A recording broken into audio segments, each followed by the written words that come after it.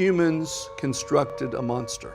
You know, it's like the nuclear weapon didn't choose to be invented. We did that. Yeah. I bet the nuclear weapon feels sad. Hey, I'm Chris Reinecker, and welcome to Getting Bombed, the show where I get drunk with smart people and talk about the end of the world.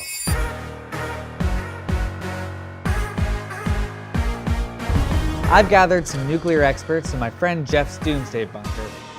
Hey, Jeff. As Jeff feeds them drinks, cheers. And I asked them the hard questions. What is a nuclear bomb on the scientific level? Those are live nuclear weapons Mutually assured destruction. to kill everything. Oh, it's scary.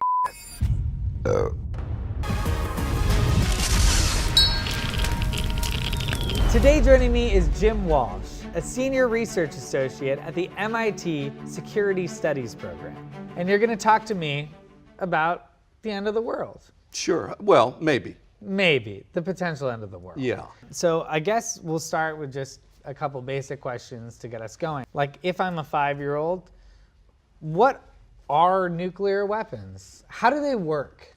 So a nuclear bomb is unlike anything ever invented. You know, humans have fought wars and used all sorts of bombs. TNT. Those are all bombs based on chemical compositions.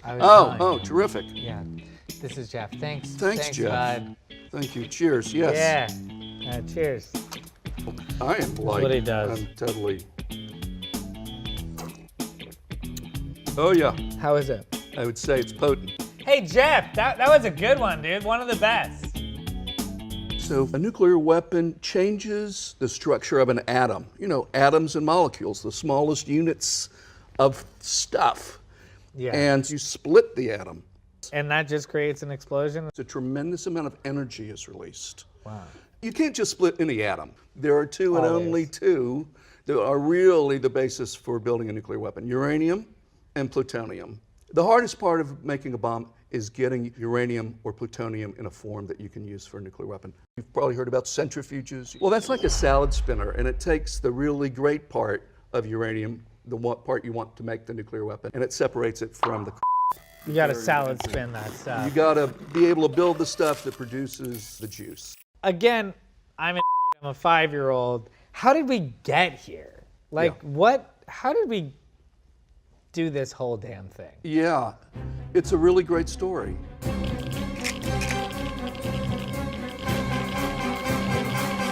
This is the story of the human race in some ways, and then the ending hasn't kicked in yet.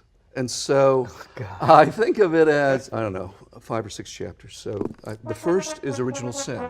So this is the Garden of Eden. Yes. When humans came to roam the earth and shared it with creatures of various kinds, the thing that determined their fate was nature. Now, they might kill each other, or a volcano would extinguish life on an island. It was nature that defined who lived, who died, and when. But beginning in the summer of 1945, human beings acquired a technology that changes the relationship between humans and nature. I mean, what comes to mind is Frankenstein. Humans constructed a monster, or something that was seen as a monster. I like your editorializing of Frankenstein. Because I feel bad for Listen, Frankenstein. The doctor or Frankenstein the monster? The monster, I feel bad for the monster. You know, it's like the nuclear weapon didn't choose to be invented. We did that. Yeah, I bet the nuclear weapon feels sad. and now we can't go back. And he can't go back. But in any case, once we invented this thing now, it's not only that we can kill each other, that's one thing, but all the puppies and all the kittens, anything that's cute on Instagram, that's all gone. So that's original sin. What year? 1945. Humans use nuclear weapons against other human beings in Hiroshima and Nagasaki. And we didn't stop there. We built more and more and more. Building 70,000 nuclear weapons, 500 atomic nuclear tests, on, and then comes struggle. That radioactivity is falling all around, but it's showing up in baby's milk. It looks like we're going to fight a nuclear war. We have a Berlin crisis, we have a Cuban Missile Crisis, we have all sorts of things that are happening. But that period of struggle is followed by a period of success. There are two great periods in atomic history where average citizens from around the globe took to the streets to say, no, you can't do this. So the first period I date basically from 1958, I'd say, to 1962, and one in the mid-1980s. Oh, hey, what's up, Jeff? He always moves Oh my fast God, at the very Lord have beginning. mercy. He usually makes us take bombs at the very beginning. He thought it would be cute for the show. So this is the stuff of nuclear destruction right here. I don't know what he's brewing back there, but Yeah, mine is pretty good. I like this. yeah, I do think you're getting drunker though. Yeah, yeah. Yeah, and then we have pushback. And, then And we when push you- back and we When you pass. say success, are you Yes. viewing it from the government's perspective or the pushback perspective? Outcomes, baby. I'm all about the outcomes. And so testing went down. There were no more above ground tests. Success means that the people had their voice heard. Exactly. And so you have the Partial Test Ban Treaty, which is a direct response to citizen protest in that period. And so the tests are forced underground, no more testing above ground, polluting people. And then you get the Comprehensive Test Ban Treaty, which for all the members of that treaty bans nuclear testing. So that's a tremendous success. The numbers go down dramatically. Now there's still 10,000, but to go from 70,000 Yeah. to 10,000, pretty good. That didn't happen by accident. That happened because what happened in the 50s and again in the 80s when Ronald Reagan threatened to build a whole new fleet of nuclear missiles to put in Europe. The Europeans, the Americans, they pushed back and said no. The people pushed back, and that's why we got to this next section. Yes, exactly. It's super important. Which brings us to amnesia. Okay. This Because is section 4. I don't know. The drinking and the counting is not good.